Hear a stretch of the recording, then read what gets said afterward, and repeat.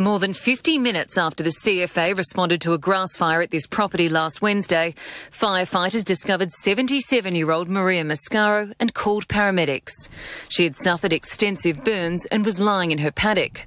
But the ambulance crew closest to her was not called immediately. It's clearly a resourcing issue that the ambulance service have to address. Because the grandmother was conscious, the emergency was classified as a priority 1, not a priority 0.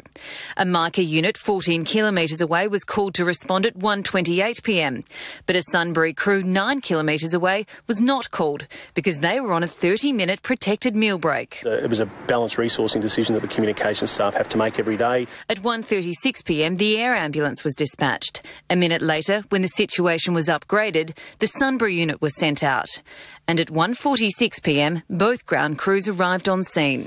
The woman was then airlifted here to the Alfred, but due to her extensive burns, she died later that day.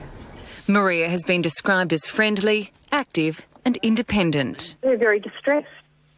It's just upset. You know, why could this have happened to a beautiful lady? Paramedics at Sunbury are also suffering. They're very upset. It's certainly the feedback about not being responded to the case. This case has highlighted a broader issue. If resourcing doesn't improve, then there's no question that patients will suffer and lives will be lost.